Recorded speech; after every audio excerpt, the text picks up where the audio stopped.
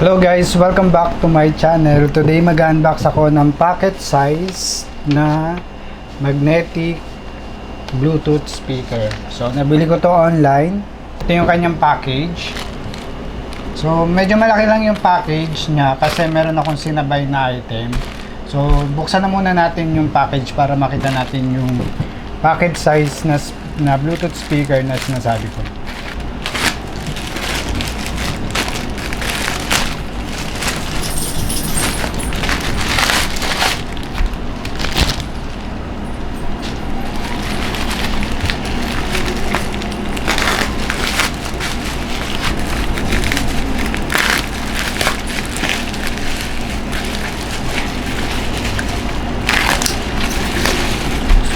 Ulitin ko lang hindi ganyan kalaki yung size ng Bluetooth speaker. So meron lang ako sinabay na item. Kaya siya ganyan kalaki. Okay.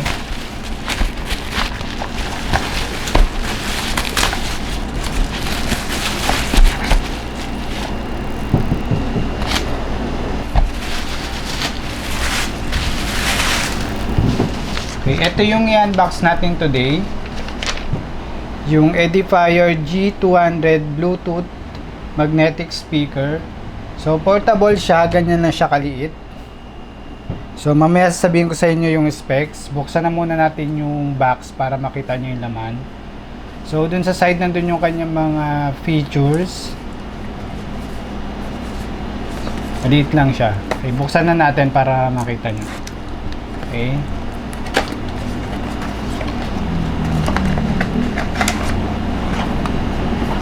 Wala ng laman.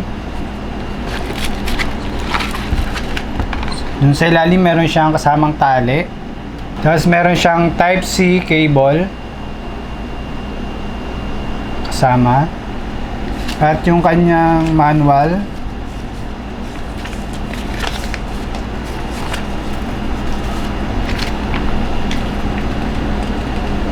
Ito pala yung manual. Ayan. Yung kanyang manual na kasama. So wala na dun sa ilalim. At ito na mismo yung kanyang pocket size na speaker.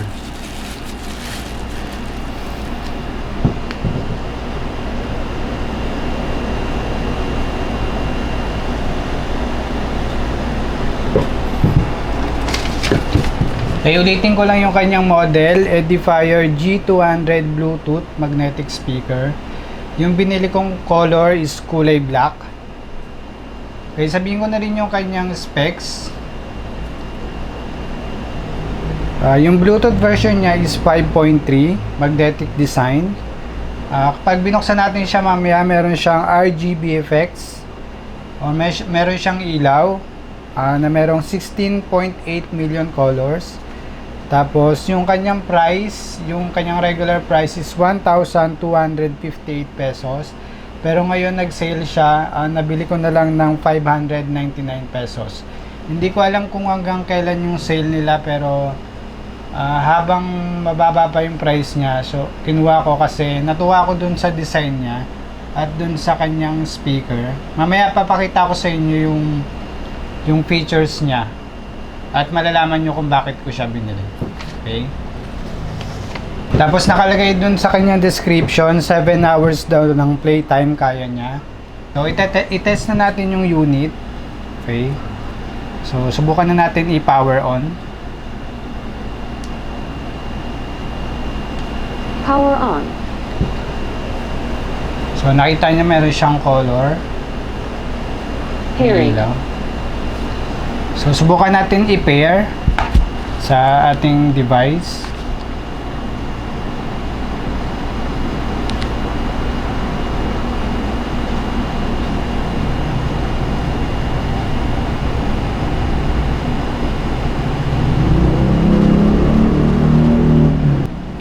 Ayan, nakita niyo merong Hecate G200. So connect natin.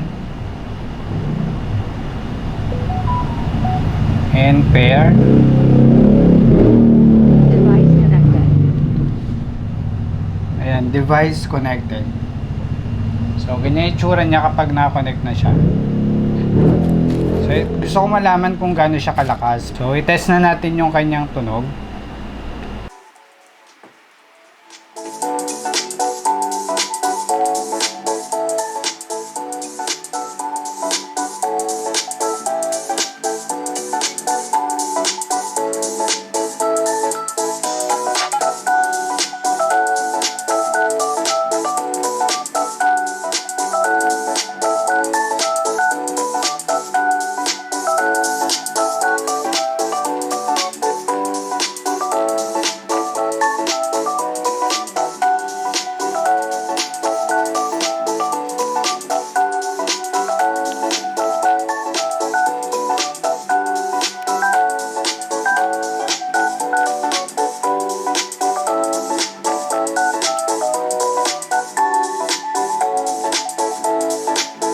Yung talagang speaker lang na ginagamit ko from cellphone, napakahina niya. So kaya ako bumili ng additional Bluetooth speaker, magnetic. And kita nyo naman hindi siya natatanggal. Yung case ko kasi merong magnetic features. Ayan. So pag wala siya, pag tinanggal natin yung case,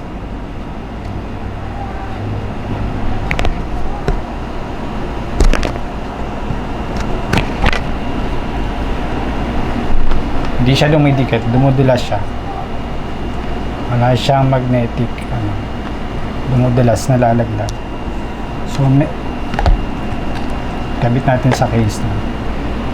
Dumidikit siya.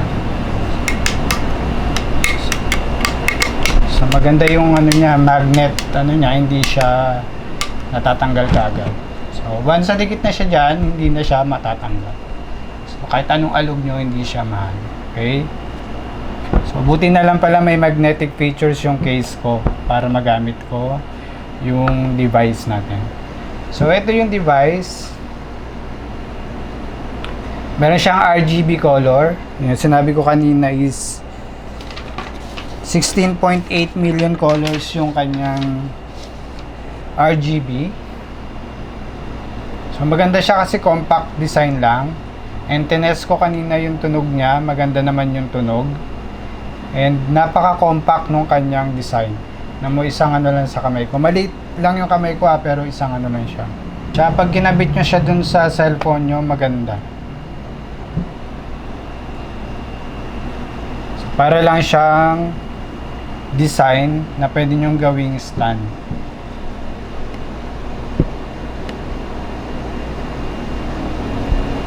Habang nanonood kayo, meron na kayong extra speaker. So ayan, gawin natin siyang stand. So balikan natin yung device. For me, okay na siya kung gagamitin mo lang siya sa loob ng kwarto. Secondary speaker kung nahihinaan kayo doon sa device na gamit ninyo. Kasi minsan nanonood tayo ng movie, naglalaro tayo, gusto natin malakas yung tunog, pwede natin siyang gamitin. Tapos yung sa gaming, hindi ko pa siya nasubukan, pero nung nagpatugtog ako, mararamdaman mo yung vibration ng sound niya kapag nakadikit siya dun sa device ninyo. Tapos yung battery niya is 7 hours daw, kaya niyang tumagal. In-update ko na lang kayo sa comment. Tapos yung kanyang bass nga, gaya ng sinabi ko, hindi siya ganun kaganda. So, tama-tama lang siya para lumakas yung volume ng device nyo. So, maganda lang siyang gamitin for movies. Tapos, magpapatugtog kayo sa kwarto. Or pang gaming na rin siguro. Kasi minsan gusto natin malakas yung tunog ng gaming natin. Pero kung talagang kayo, mahilig kayo sa music, gusto nyo talaga yung lumalagabog yung bass, hindi ko siya mare-recommend kasi hindi siya ganon. Since pocket size lang siya, hindi siya ganon kalakas. Tama-tama lang siya para mapalakas yung tunog nung pinapakinggan ninyong music, pinapanood yung movie, at nilalaro ninyong games. So, hindi siya ganon kaganda sa bass. So, huwag kayo mag-expect na talagang malakasan yung tunog niya. So since kailangan ko nga ng extra speaker kasi nahihinaan ako dun sa volume ng phone na gamit ko, tamang-tama lang siya for me. So maganda siya nadidikit. Tapos pwede mo rin siya gamitin as phone stand. Okay. Yan, sa metal lang siya dumidikit. Okay. So baka sabihin nyo, nakita nyo kasi dumidikit yung dun kasi sa picture niya, dumidikit naman sa likod ng phone.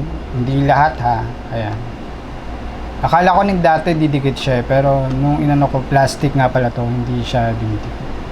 So yun lang guys, see you again sa susunod nating unboxing. Ganda niya, G200 Bluetooth magnetic speaker edifier.